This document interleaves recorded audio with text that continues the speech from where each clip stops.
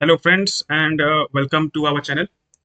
और इस सीरीज में पॉलिटिकल साइंस की सीरीज में क्लास 11 12 और बेसिकली क्लास 12 आईएससी और 11 सीबीएसई ओके समवे और दी अदर और like BA MA class political science के लिए काफ़ी इंपॉर्टेंट कंटेंट है ये। और आज जो हम टॉपिक हमने लिया है वो है आपका यूनिटरी स्टेट या गवर्नमेंट, जो कि काफ़ी हॉट हॉट टॉपिक होता है किसी भी पॉलिटिकल साइंस के पेपर में। ओके, तो इसको हम लोग पढ़ते हैं अच्छा, और देखते हैं क्या इन्फॉर्मेशन हम लोग इससे एक्सट्रैक्ट कर सकते हैं, इसको समझेंगे और फिर इसको आगे के लिए हम लोग देखते हैं कि अपने अपने ग्रोथ और बेटरमेंट के लिए कैसे हम यूज़ कर सकते हैं, क्योंकि इससे काफ़ी क्वेश्चन सीयूईटी में भी आते हैं और काफ़ी अच्छा टॉपिक है ये और पॉलिटिकल सिस्टम को समझने के लिए। ओके, तो आई होप कि ये आपको दिख रहा होगा।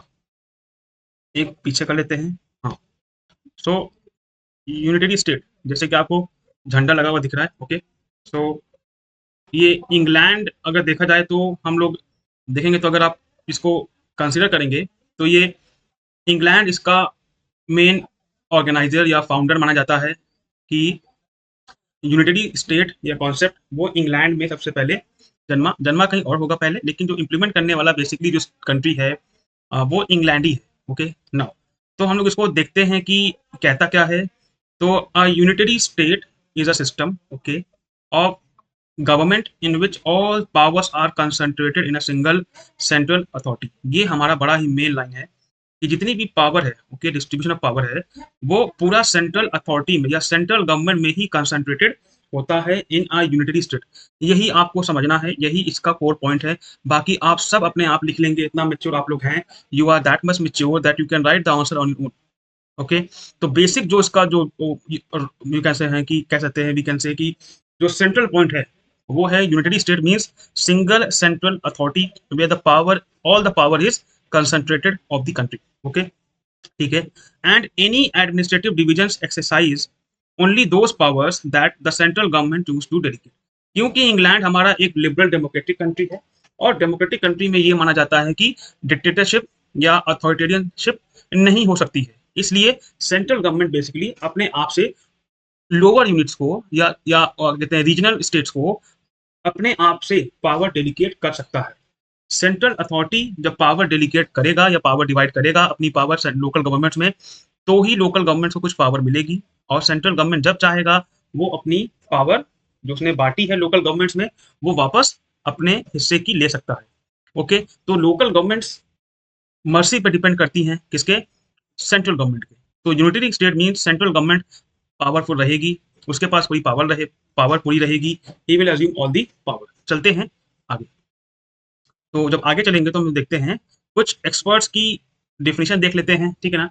व्यूज ऑफ पॉलिटिकल एक्सपर्ट्स, तो एवी डाइसी, ठीक है, वो क्या बोलते हैं, unitary state as one where the central authority is legally omnipotent and no other body can challenge it. It means he is saying that कि यूनिटरी स्टेट वो है जहां पर सेंट्रल अथॉरिटी लीगल तरीके से सही तरीके से सबसे ऊंची होती है, कौन, सेंट्रल अथॉरिटी, सेंट्रल गवर्नमेंट, और कोई और बॉडी उसको चैलेंज नहीं कर सकती है। तो आप कह सकते हैं कि central government is all powerful. अब हम लोग बात करते हैं हर्बन फाइनर की, अगले पॉलिटिकल एक्सपर्ट, वो क्या बोलते हैं, all government powers are vested in a single authority though it may dedicate functions. तो पूरी पावर्स गवर्नमेंट की वो सेंट्रल अथॉरिटी में होती है, एक सिंगल अथॉरिटी में होती है, सेंट्रल गवर्नमेंट में होती है। अब सेंट्रल गवर्नमेंट चाहे तो अपनी पावर लोकल यूनिट्स में बांटे, चाहे ना बांटे, उसके ऊपर, ठीक है ना। अब हम लोग बात कर लेते हैं केसी वियर की। ओके, ना ये क्या बोलते हैं, in a unitary constitution the central government is the ultimate source of all authority. तो पावर एंड और मींस, पावर का एंड और पावर का मींस सब सेंट्रल गवर्नमेंट से होके गुजरता है, ठीक है ना। वही चाहेंगे तो लोकल यूनिट्स को पावर देंगे, वही चाहेंगे तो वो पावर ज्यादा या कम देंगे, और नहीं चाहेंगे तो वो लोकल यूनिट्स को कोई पावर नहीं देंगे। सब पावर गेम सेंट्रल गवर्नमेंट से होकर निकलता है। This is the major point. Okay, ये सेम पॉइंट हो गया है आपका, तो इसको आप कर सकते हैं, हमने ऊपर कवर कर लिया है। चलते हैं नीचे, आगे देखते हैं। आगे का पॉइंट क्या है हमारा, फीचर्स ऑफ यूनिटरी स्टेट। अब जब हमने ये जान लिया है, जब हमने ये जान लिया है, हमने ये समझ लिया है that we have understood that one point की in a unitary state central government is all powerful. तब आप देखते हैं कि ये इसके फीचर्स क्या होंगे। तो हम लोग पहला पॉइंट जो हम देखेंगे, क्योंकि हम लोग इंग्लैंड को मैंने बताया ना वो हम लोग सेंट्रल मानते हैं, तो हम लोग देखेंगे कि अगर यूनिटरी स्टेट या गवर्नमेंट है तो सुप्रीमेसी ऑफ द पार्लियामेंट होता है वहां पर, ठीक है ना। The British parliament is the highest authority. ठीक है ना। तो सुप्रीमेसी ऑफ दी पार्लियामेंट रहेगा, पार्लियामेंट जो ऐसा बोल देगा वैसा रूल देश में चलेगा। ओके, जिस अगर उसको लोकल को पावर देनी होगी तो ही वो पावर देगा लोकल गवर्नमेंट्स को, नहीं तो पार्लियामेंट अगर नहीं चाहेगा तो लोकल यूनिट्स पावर नहीं पाएंगे। सेकंड पॉइंट देखते हैं हम लोग, absence of constitutional division of powers, ठीक है ना। क्योंकि सेंट्रल गवर्नमेंट ही सबसे पावरफुल है, तो बात ही खत्म हो गई कि क्या पावर डिवाइड करेंगे आप, क्योंकि पावर डिवाइड करने वाले ही सेंट्रल गवर्नमेंट खुद है, तो वो सही से पावर डिवाइड नहीं करेंगे। या तो आप ये कहिए कि उनका कॉन्स्टिट्यूशन ही ऐसा होता है यूनिटरी स्टेट का कि वहां पर डिविजन्स ऑफ पावर की जरूरत ही नहीं होती है, क्योंकि एक यूनिट हमेशा बहुत ज्यादा स्ट्रांग रहेगी, वो है आपकी सेंट्रल गवर्नमेंट। तो हम देख लेते हैं, powers are not constitutionally divided like in a federal system.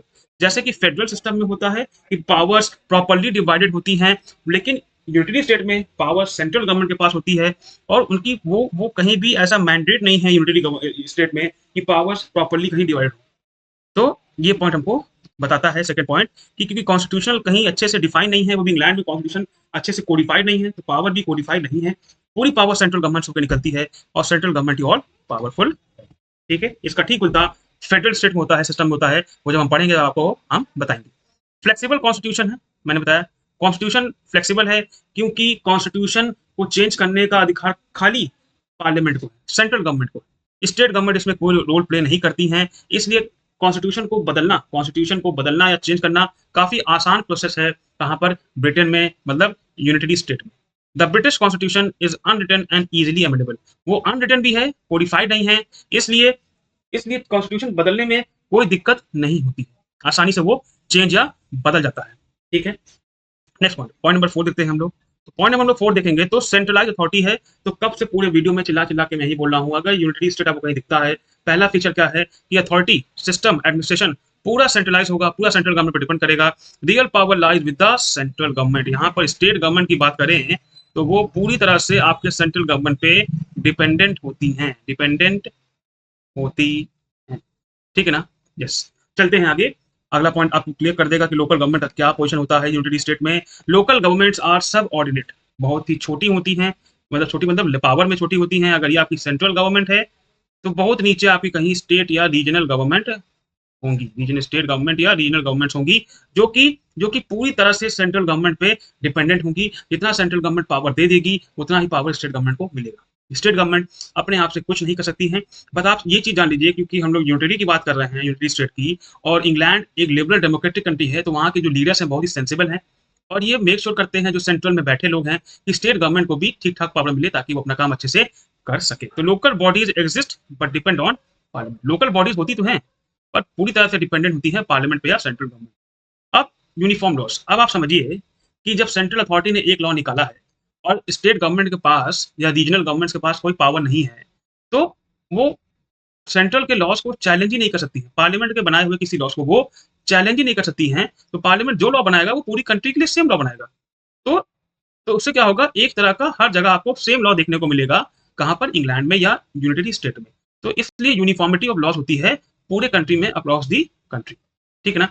तो ये आपका पहला पार्ट था इस यूनिटरी स्टेट का, जहां पर हमने डेफिनेशन पढ़ी और जाना कि सेंट्रल अथॉरिटी मेन होती है, ऑल पावरफुल होती है। हमने हमने हमने पॉलिटिकल एक्सपर्ट्स के व्यूज देखे, एबी डाइसी के, हरमन फाइनर के और केसी वियर के, जो हमारे पहले वाले सेंटेंस को ठीक साबित करती है कि सेंट्रल अथॉरिटी पार्लियामेंट होती है, वो ऑल पावरफुल होती है। और फिर हमने फीचर्स देखे यूनिटरी स्टेट के, जहां पर हमको मालूम चलता है कि पार्लियामेंट सुप्रीम है, लोकल अथॉरिटी अपनी पावर्स पार्लियामेंट्स के थ्रू आती हैं, और उनकी ऑटोनॉमी और कहते हैं कि फ्रीडम वो पूरी तरह से सेंट्रल अथॉरिटी पे डेवलप या डिपेंडेंट रहती है।